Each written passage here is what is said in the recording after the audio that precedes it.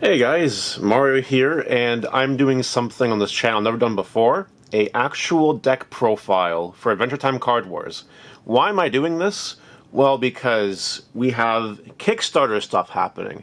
Yes, there was the Kickstarter that happened just recently, where all the stuff was released for the 10th anniversary, but Crpytozoic is also doing another Kickstarter. They're doing more cards, new cards like these. So it looks like Crpytozoic, at least at the current moment, is still supporting the game to an extent. So I'm in love with the game.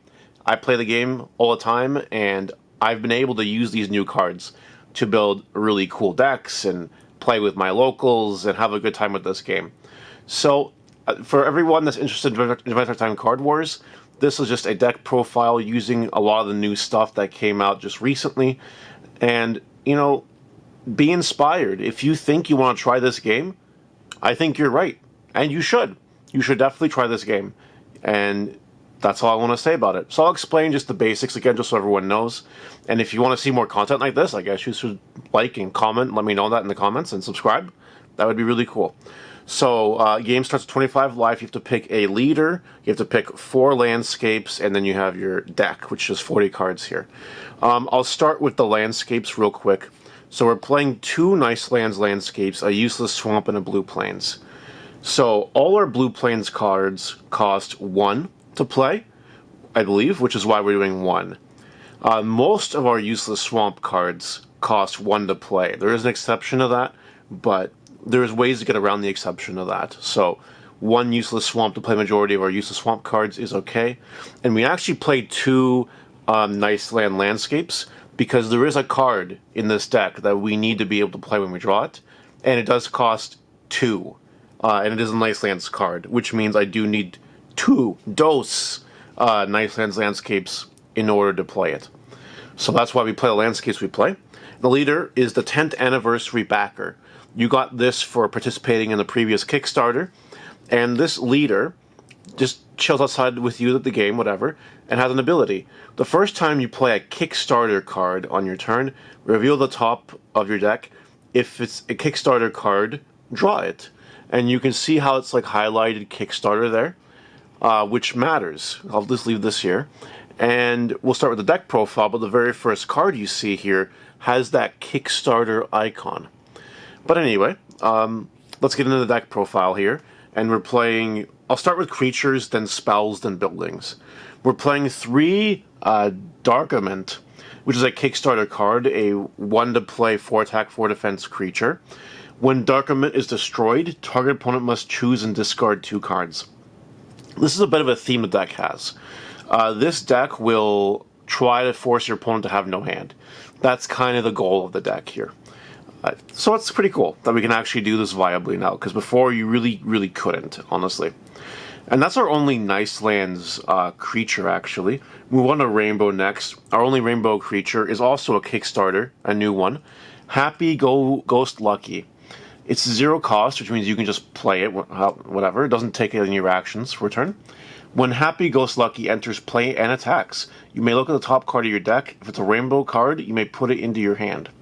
So we are playing a fair number of Rainbow cards in this deck, so that Happy Ghost Lucky has a chance to resolve.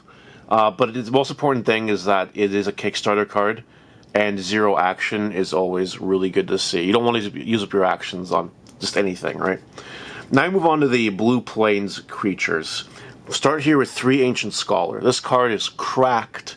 I'll zoom in a little bit so you guys can actually like sort of see a little bit better the creatures. And I'll leave this here.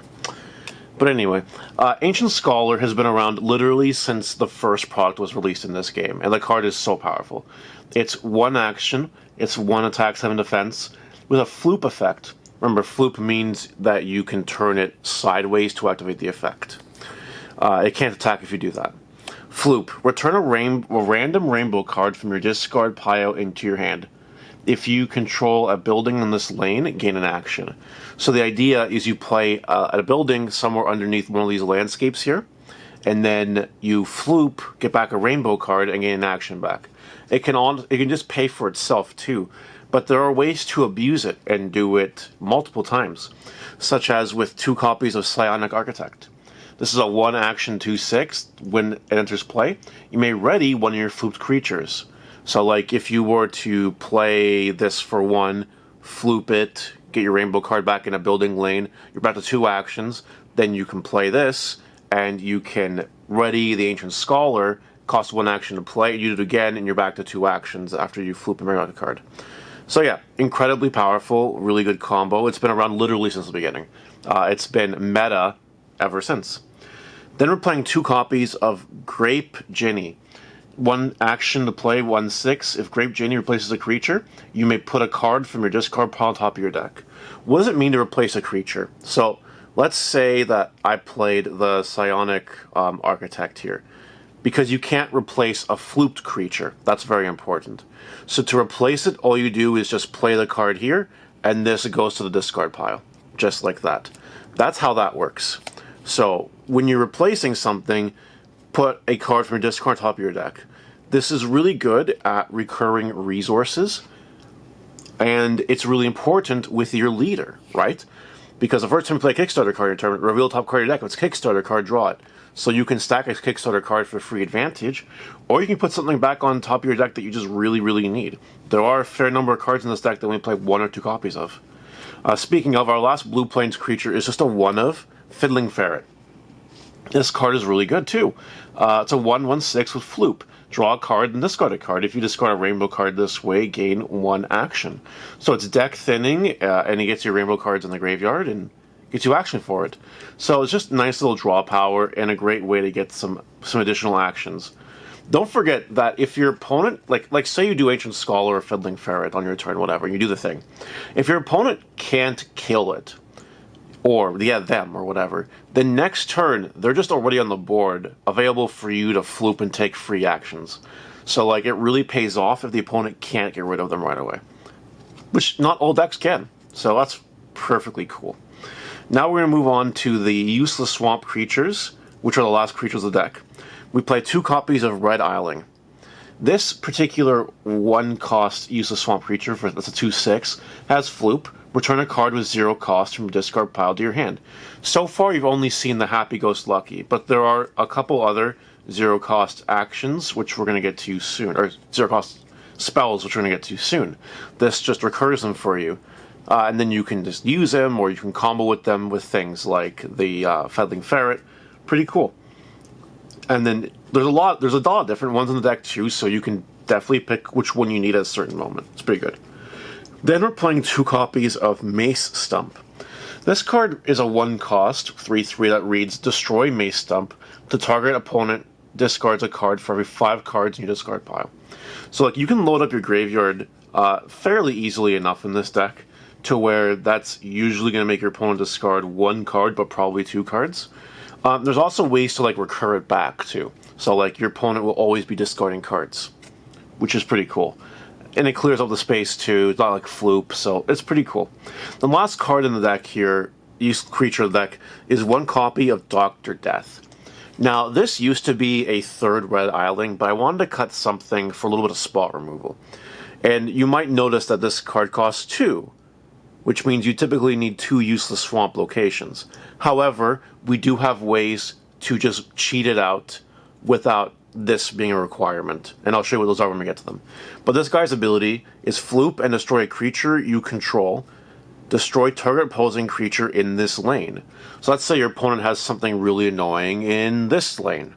Alright, so you play this here, and then you Floop, destroy one of your other creatures, and destroy this creature here, right here. So it's just really good spot removal because there are some really annoying creatures in the game that could cause you problems. Dr. Death just clears them. That's really nice.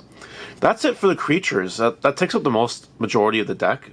Now we talk about spells next. So starting off with a Kickstarter spell that just came out, 3 copies of Beach Ball.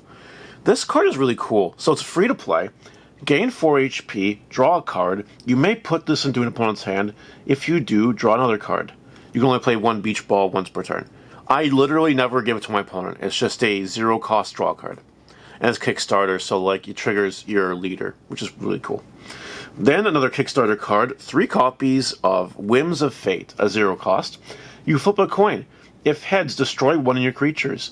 If tails, place a creature in your discard pile onto an empty landscape you control. So that could be your Dr. Death, wherever Dr. Death went. Dr. Death, hello? This guy. That cards like Reborning from the Grave don't matter when it comes to the actions here. So like this could just bring back Dr. Death if you wanted to. But anyway, it could also just bring back another one of your creatures to combo. Like if you're really like trying to destroy your opponent's hand, you could bring back something that destroys the hand. Otherwise, you're destroying your own creature, which you might think to yourself seems really awkward, but it's also kind of not.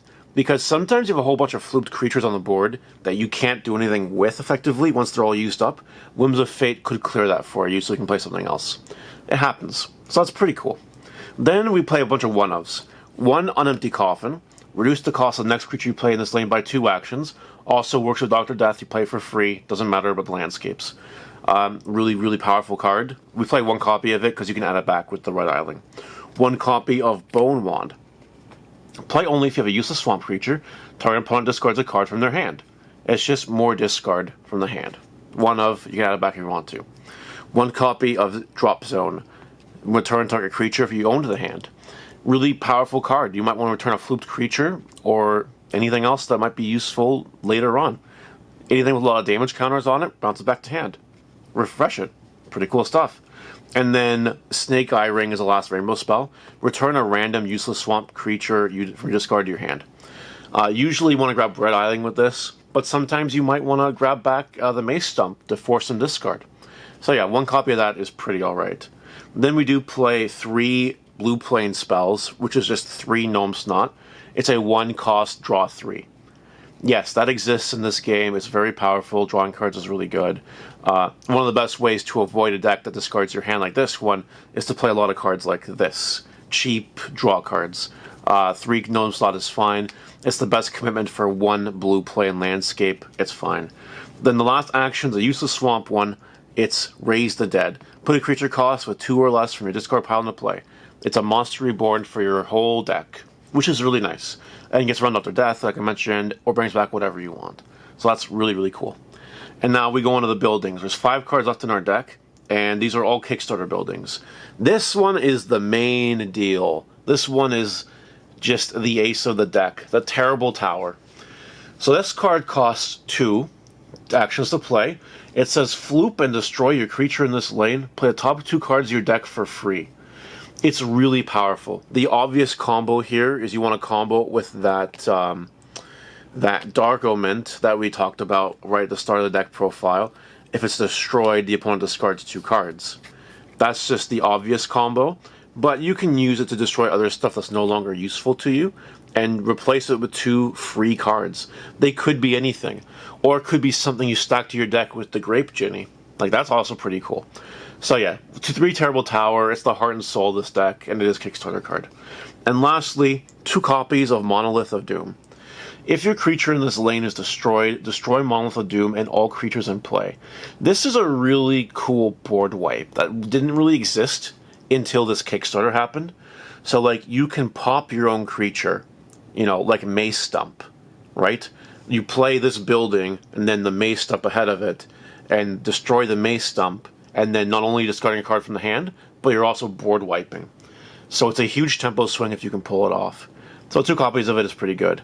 And that's going to do it for our first deck profile of this channel, the 10th anniversary backer Kickstarter leader. If you guys want to see more of this stuff or even some gameplay with it, let me know in the comments, and I guess I'll see you guys later. Oh yeah, the whole reason we're doing this, new Kickstarter, I'm probably going to be buying a whole lot of it. It's going to be really fun. So there you go. See you later. Bye.